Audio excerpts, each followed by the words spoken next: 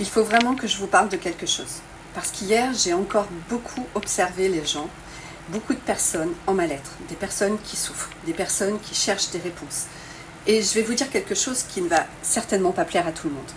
J'ai l'impression qu'on est de plus en plus nombreux à vouloir aller mieux, mais beaucoup moins nombreux à vouloir changer. On veut que le problème disparaisse. On veut le soin qui va nous libérer, le thérapeute qui va nous débloquer, la méthode qui va nous soulager et qui va enfin fonctionner, la réponse qui va tout expliquer. En gros, c'est enlevez-moi ça pour que je puisse reprendre ma vie exactement comme avant. Mais attendez, si c'était justement cette vie-là, cette façon de fonctionner-là, qu'il fallait regarder aussi. Parce que tout le monde veut du changement. Mais qui veut changer ? Alors attention, je ne suis absolument pas en train de dire qu'il ne faut pas pratiquer de soins et avoir recours à la médecine allopathique ou alternative. Bien évidemment, c'est complètement même nécessaire. Bien sûr qu'il faut se faire accompagner parce qu'il faut quand même soulager le corps quand il souffre. Il faut pouvoir calmer le système nerveux. Il faut parfois prendre des médicaments lorsqu'ils sont nécessaires. Il faut retrouver de l'énergie, de la sécurité, de la clarté. Mais pour moi, ce n'est pas forcément la fin du travail. Au contraire. Ça peut justement être ce qui va nous remettre suffisamment debout pour commencer à regarder. Je vous donne une image. Votre corps, c'est votre voiture, votre véhicule sur votre chemin de vie. Elle commence à faire un bruit bizarre, un voyant s'allume, vous le voyez. Oui, il faudrait que je le regarde. Puis vous continuez, un autre voyant, une vibration, quelque chose qui tire à gauche. Mais vous avez autre chose à faire. Et puis un jour, il y a une panne. Et là, vous vous dites, putain, mais pourquoi maintenant ? Mais c'est pas possible, ça tombe toujours sur moi, j'en ai marre, ça m'arrive toujours. Alors, vous allez chez le garagiste. Il répare. Ok, vous récupérez votre voiture, super. Mais est-ce que quelqu'un s'est occupé du conducteur ? Parce que la voiture, elle est réparée, d'accord. Mais vous ? Est-ce que vous avez changé quelque chose à votre façon de conduire ? Est-ce que vous vous êtes devenu plus attentif au voyant ? Est-ce que vous avez compris pourquoi vous avez continué à rouler alors que depuis des kilomètres, quelque chose vous disait que ça n'allait pas ? Est-ce que vous avez changé votre trajet, votre vitesse, votre vigilance ? Non. Alors, vous récupérez votre jolie voiture réparée et puis vous repartez sur la même route, avec la même conduite, avec les mêmes habitudes. Et après, on s'étonne de retomber en panne. C'est ça qui dérange profondément aujourd'hui. Parce qu'on nous vend parfois tellement l'idée qu'il existe une solution extérieure pour tout, qu'on finit par oublier notre propre responsabilité dans notre vie.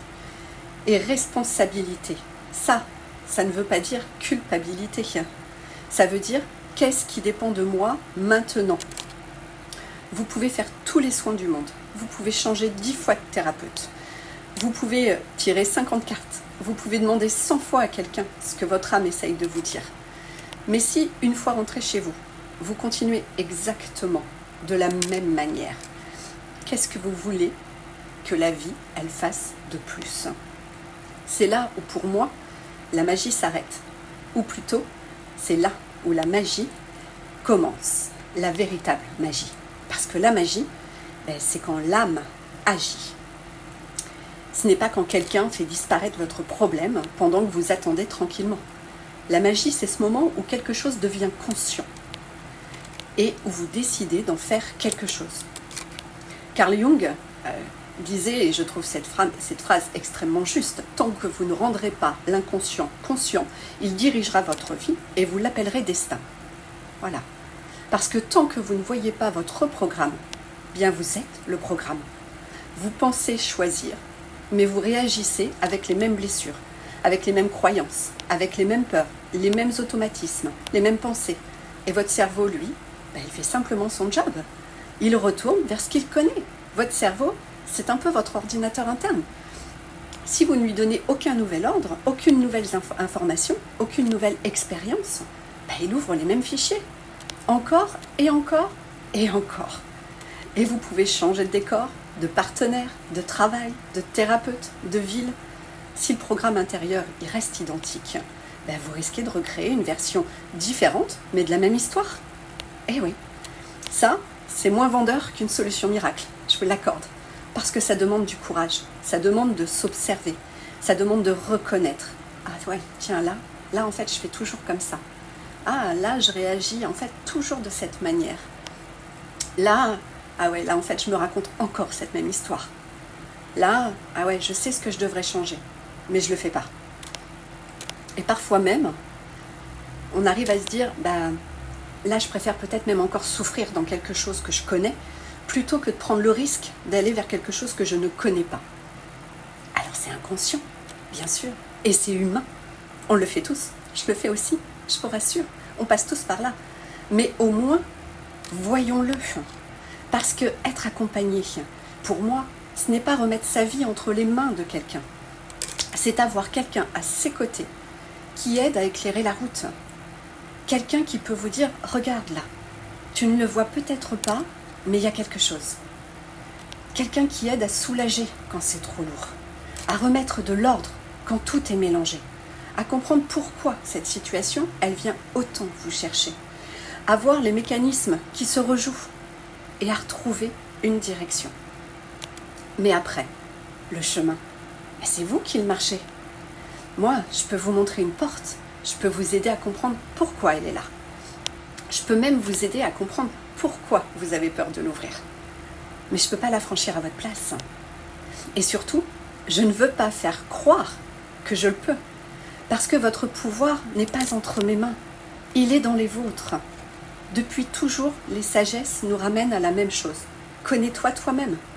Parce que, oui, la vie est un sacré professeur.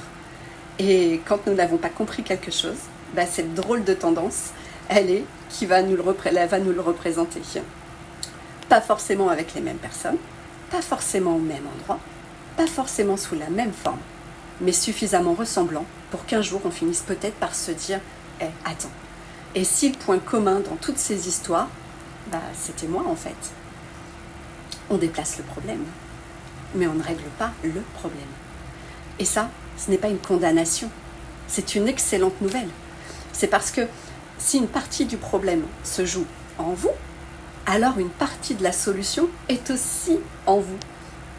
Alors peut-être qu'au lieu de se demander uniquement qui peut m'enlever ce problème, on pourrait commencer à se demander qu'est-ce que cette situation essaye de me montrer que je ne vois pas. Qu'est-ce que je n'ai pas encore voulu voir? Et surtout, maintenant que je le vois, qu'est-ce que je vais en faire? Qu'est-ce que je vais pouvoir faire de différent? Parce que comprendre sans agir, ça devient juste une nouvelle façon de tourner en rond. Clarté, compréhension, action, ma philosophie. Pour moi, c'est là que le changement commence vraiment. Et Jung d'ailleurs le disait bien, on ne peut pas régler un problème avec le même mode de pensée qu'il a engendré. Nous sommes tous, que ce soit thérapeutes, médiums, médecins, tout ce que vous voulez, nous sommes des accompagnants, des guides, pour vous permettre de marcher avec un pas plus sûr sur le chemin. Et c'est important. Récupérez votre responsabilité. Redevenez vraiment le créateur de votre vie. Et ça passe par le changement. On a cette énorme capacité que le cerveau, justement, avec la plasticité cérébrale, ça va parler à beaucoup de personnes, ça devient de plus en plus connu. On a la possibilité de changer. Le cerveau ne demande que ça, qu'à évoluer, qu'à apprendre des nouvelles expériences. Alors oui, comme je disais, c'est forcément beaucoup moins plaisant et ça demande un peu plus de temps. Ça demande de revenir vers soi et de prendre vraiment soin de soi. C'est là où le mot, quand on dit prendre soin de soi, il a toute son importance. Prendre soin de soi, de s'écouter, de s'observer, de voir comment ça réagit en nous. Si on valide, si on invalide, qu'est-ce qu'on peut modifier, petit pas par petit pas. Rappelez-vous, le premier pas ne vous emmène pas là où vous voulez, mais il vous sort de là où vous êtes. Allez, belle journée à vous et prenez soin de vous.